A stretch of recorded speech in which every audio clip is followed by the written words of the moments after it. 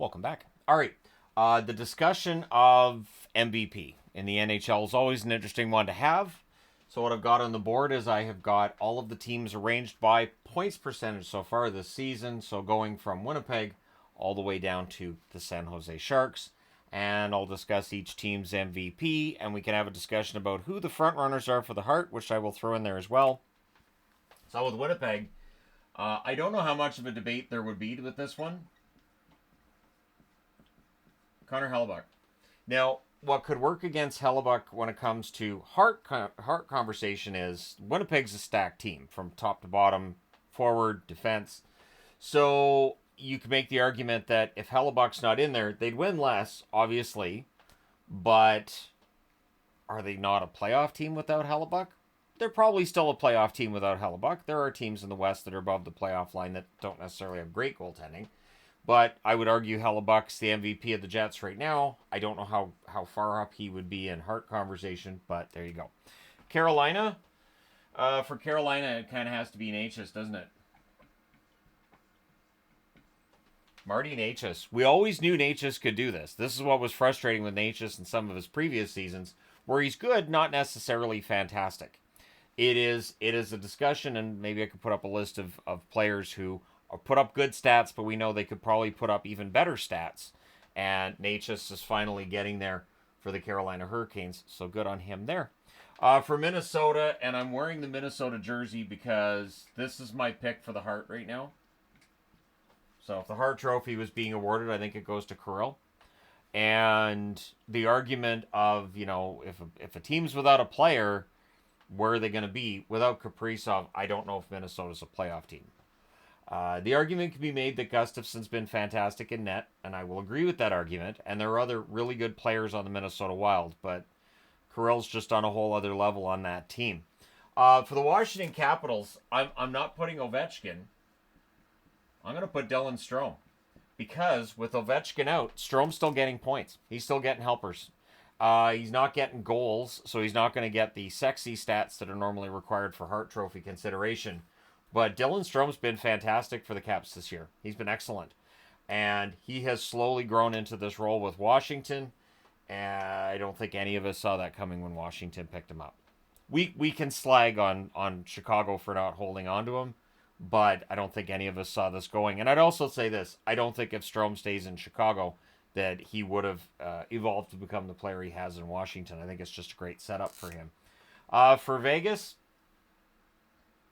I only have to glance at my sheet of paper where I wrote down names, but Eichel. And Eichel's one that, in all honesty, I think you can make the argument for Mark Stone.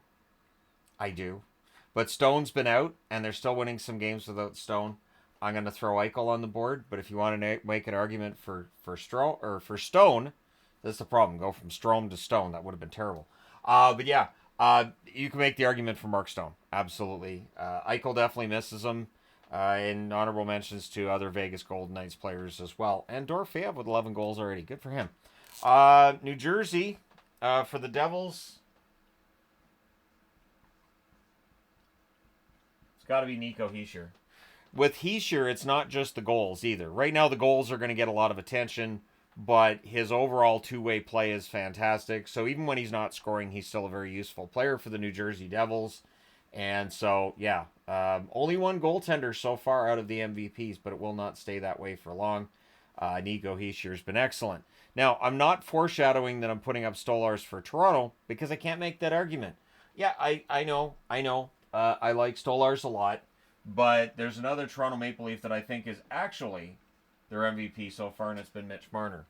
Their 7-2 record without Matthews, in large part because of Marner.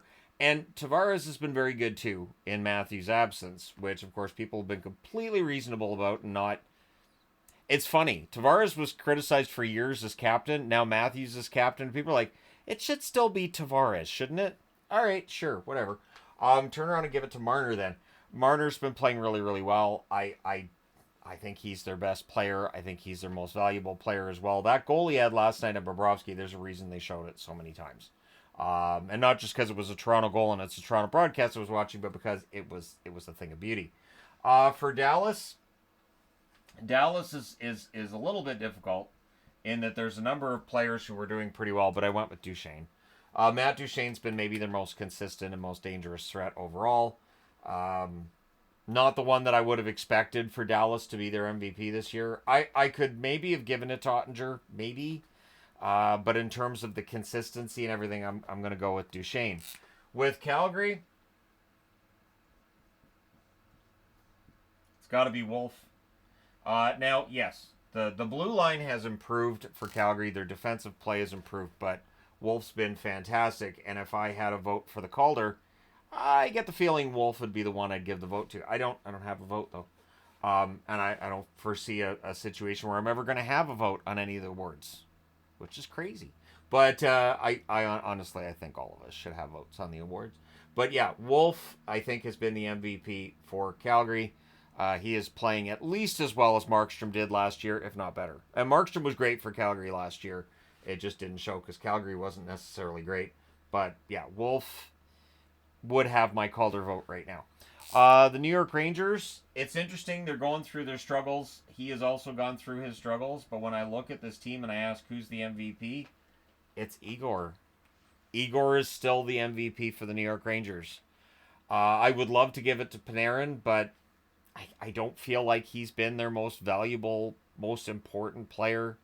I don't feel like Adam Fox is quite there either, although Fox would probably be my next pick after Igor. When Igor's on, he's still, I think, the best goalie in the league. He is one of the many Rangers right now who are going through some struggles. And like Chris Kreider said, get it out of the way in November. Get all the struggling out of the way early. For Vancouver, I had to think about the Vancouver one until I actually, turned my brain on and went, yeah, it's Quinn Hughes. Because I was like, well, Besser's been pretty good, and when Miller was in the line, and I mean, Lankin, and it's Quinn Hughes. It is. Quinn Hughes putting up really solid numbers. His defensive numbers have been fantastic as well. His puck possession numbers are always at or near the top of the NHL. And so it's kind of got to be Quinn Hughes for... Also, I would just say the road has been important. Not just in Agatha all along, great series. But the road's been important for the Canucks because without their road games, we're not talking as much about an MVP as we're talking about what has happened to Vancouver. Florida...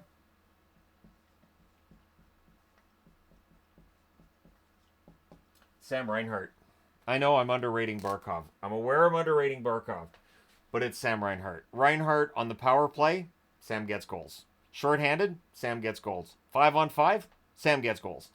And he's also a pretty good setup guy. And if we were having, a discussion on the Hart that goes a little further, and I might do that at the end of this video, I think Reinhart might be a finalist right now. I'm saying might be because once I've got all the names on the board, I'll go through who I think the top 3 might be. But Reinhart's got to be in that conversation. It's not underestimating Barkov to say it. It just shows just how excellent Reinhart's been. Almost right from the start of the season. I seem to remember the first 3 games, things were kind of slow, and then it's been great since then. The LA Kings. For LA, yeah. It's still Anze. It's still Anze Kopitar. I think he's been consistent, top player, excellent defensive player as well, leader of the team. It's Kopitar. Which brings me to Tampa Bay. And it's still Nikita Kucherov. Hedman gets an honorable mention. Vasilevsky's been pretty good at times as well. But it's Kucherov. Kucherov's the straw that stirs the drink. Without Kucherov on this team, I don't know where they'd be in the standings. And he is the most dynamic player they have. And he's one of the best passers in the NHL. He's also got a pretty good shot. So that definitely helps. For the Colorado Avalanche, you knew it was going to start with an MA. I'm going with McKinnon. I think that the defensive struggles of Makar get overblown. But I will agree that the MVP this year has been McKinnon thus far. Excellent numbers. The scoring numbers have been fantastic. And I think McKinnon's underrated a little bit as an all-around player, not just on the offensive side. And in saying that, I should also acknowledge that in this day and age, if you're all offense, you're probably not going to end up being a guy who gets 20 minutes a game. You're probably not going to end up being in a position to lead a team and to be out there when you're leading late as well. So, or trailing late, especially. So, yeah, McKinnon has been excellent. For the Oilers, I mean, I could try to make an argument for Draisaitl. I could try to make an argument for somebody else, but why? Connor McDavid is, I still think, the best overall player in the National Hockey League, and McDavid's the guy in Edmonton. Draisaitl's been very good, excellent, I would even say, but it's McDavid's team. For Buffalo, and Buffalo, some up and down results thus far. Yeah. As I was looking at the paper to go, who did I end up picking? Because I kind of wanted to pick Tuck. I kind of wanted to pick Luukkonen, but Dahlin. Dahlin, as I remember too, got off to a little bit of a slow start statistically. He's picked it up lately. And for Buffalo, they lose last night against Minnesota, but they played well in that game. Buffalo seems to be trending in the right direction, and Rasmus Dahlin is a big part of that. Boston, a little bit tough with Boston because it's not going to be a goalie. It's not going to be a defenseman. I don't know that I can make the argument for Marchand, so their best offensive player, their most consistent offensive threat is Pastrnak. Even though his 5-on-5 goals, I think he has 2 5-on-5 goals this year, but he is still their most valuable player. He is the one that, if things are going well, great. And McAvoy, I think, has been getting a little better lately.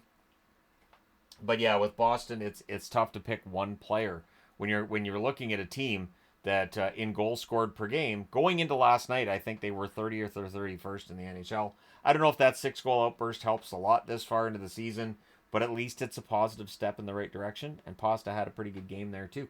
For Philadelphia, Konechny. The Flyers, not a team that wows you with offense, but Konechny has had that wow factor so far this year. And honorable mention to goaltending that is getting better. It's definitely getting better for Philly. And honorable mention to Sanheim as well. Sanheim's had a good... So it had to be a Travis. Either Konechny or Sanheim, in my opinion. But yeah, Konechny wins out, but Sanheim's been pretty darn good lately, too. For Detroit, I kind of went back and forth on...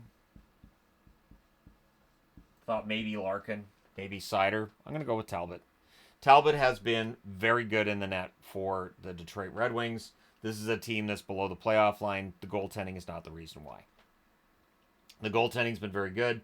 And so, yeah, I'll go with Talbot there. Anaheim, I don't even need to look at the paper. I don't even know if I need to talk about this goaltender because we've talked about Dostal plenty recently. And there's a reason Dostal's been absolutely fantastic. And now Anaheim's in this great position where Gibson's been fantastic since returning from injury as well. Things are really good. Things are trending in the right direction, I think, for the Ducks, just in general on the ice, and Dostal is definitely helping. For Columbus, and there's a couple of players I could have gone with, but Werenski's having the best year of his career. Werenski's playing absolutely amazing. So while I could make an argument for Marchenko if Werenski wasn't going, Werenski's just, he's the guy. It's amazing to watch him when he's healthy and he gets on a roll. He really is one of the best defensemen in the NHL this year. So we get to that third column for Seattle. Notice which teams I don't have to look at the paper to see who I wrote down. Decord. It's Joey Decord. Seattle is a team that's had its struggles with scoring. They've had their struggles here and there with various parts of the game. Decord is not. Decord has been fantastic. And it shows that goaltenders can be late bloomers. That does happen. And it feels like it happens more with goaltenders than at any other position in hockey. I've never really quite understood why we see that with goaltenders, and it's rare that we see that with forwards and defensemen, that we don't just see somebody come up through the AHL and at age 25 or 26, all of a sudden they're in the NHL and they're really good. But with goaltenders, that does happen often enough, and Decord's been excellent. Although Decord played well enough in Coachella Valley before he became a regular with Seattle, you could have argued him a spot earlier. St. Louis was not easy. Blues fans are probably going to pick Bennington. Bennington's numbers have not been overall this year where you'd want them to be. Kyrou, I think, has been probably the most consistent player. He's got a positive in the plus-minus department, and I think that Kyrou has been their best player, but it's close. I would give Parayko and Bennington honorable mentions. Bennington did get that shutout last night, for instance. For Ottawa, it's been an underwhelming season for Ottawa, not for Timmy Stützle. Stützle's been excellent. Showed it again last night against San Jose. He is an excellent young forward for a team that was supposed to take that next step. They haven't, but I wouldn't put that on Stützle at this point. Utah. Another goaltender. So there are a number of teams right now that I feel like the goaltending has been fantastic for. And Vejmelka, who came into this year as the backup to Ingram, or at least a 1A, 1B situation, has easily been better than Ingram. And with Ingram out with an injury, Vejmelka's going to play plenty. For the New York Islanders, it's Sorokin. Without Sorokin, their record would be much worse. And I would argue Varlamov has been really good lately, too. Without that goaltending tandem playing as well as they do, the Islanders are arguably the worst team in the East. Probably below Edmonton in the East. There you go. Welcome. I'm the hockey guy. I've watched hockey for about 5 minutes. But no, I think they'd be below Montreal in the East. In the event that they didn't have Sorokin in the net. For Montreal, again, consistently over this season, I think Suzuki's been their best forward. Suzuki has a good two-way game as well, which helps because, again, when you're not scoring, you need to be prominent somewhere else. And I feel like Suzuki's been that for Montreal. For Pittsburgh, Sid. It's Sid. Bloomquist was most valuable at one point there when he was on that nice little run. At times you can make an argument for Malkin as well. But Crosby is still one of the best players in the NHL when he's going, and he's done pretty well. Chicago is going to be a goaltender because Peter Mrazek is playing his best hockey in Chicago ever. I don't think Mrazek's ever played as well as he has with the Hawks, and on some level it's kind of too bad because if he played this way with the Wings or with the Flyers, he's probably not a Blackhawk. But yeah, Mrazek has had a fantastic run in Chicago and has won a couple of games single-handedly, it would seem. Maybe at some point I'll get into goaltenders who've had steals this year and who stole the most games. I know I can find that chart somewhere. But yeah, Mrazek has been excellent. Then we get to Nashville. And Nashville, not sure why I looked at the paper. I didn't even find Nashville, but I know it's Yossi. Yossi, still one of the best defensemen in the league. Actually, do I name two? Because I've got it on the board, and then I'm thinking about it. It's kind of a two-headed beast with Nashville. And it's interesting because they are near and at the bottom of the standings throughout most of this season so far. But I think Saros has been excellent. So Saros will get the vote. And Yossi's been excellent as well, for the most part. I say for the most part because he's had some rough nights statistically here and there. But you've got Yossi, you've got Saros. I think those two guys are absolutely amazing. And in the event that Nashville decided to sell, a team might call about one of them just to say, so is there any chance that maybe? And Barry Trotz will probably rightfully hang up on him. So, yeah, Saros for Nashville. Absolutely. And then we get to San Jose. And there are a few ways I could have gone with San Jose. I could have gone with Blackwood. But just for the pure fun factor, Mikael Granlund. Granlund is, and hopefully the injury that has kept him out of the last couple of games doesn't derail his season. Granlund's been excellent for San Jose, playing the best hockey of his entire career, and it's been kind of fun to watch. One of the things that I do enjoy about watching all of the games is having a good idea of, who's having those career years and who's really enjoying themselves. And Granlund, San Jose has been fun this year, even though their record is miserable. It has felt like a completely different experience. So if you're a San Jose fan that doesn't go watch the games anymore because the team's awful, The bad news is they're still losing. The good news is they're not really awful and they're actually playing pretty well. So it's definitely if San Jose was the same drive as Vancouver, ticket price is probably a lot lower for San Jose. I would have no problem going to watch Sharks games. I would absolutely love right now to go and watch Sharks games if it was the same driving distance as Vancouver. It's not. It's a bit of a trip. So, anyways, there you go. Let me know your. Oh, right. The Hart. Okay, so we're gonna make arguments for the Hart. I would say your top three. I think Kaprizov's in that top three, keeping in mind that this is standings oriented as well. Top three. I think Reinhart makes it. I'm gonna go out on a limb and say Reinhart, if it was done right now, would make it.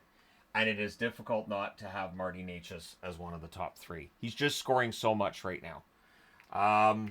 And then with the Vezina, because I've got a lot of goalies on the board, the Vezina, if the voting was right now, I think it'd be Dostal. I think Wolf would be top three as well, which gives him a really good shot at the Calder too. And Decord? Part of me's thinking Decord, but Hellebuck. See, there's Winnipeg fans that were yelling at the screen. Put it next to Hellebuck.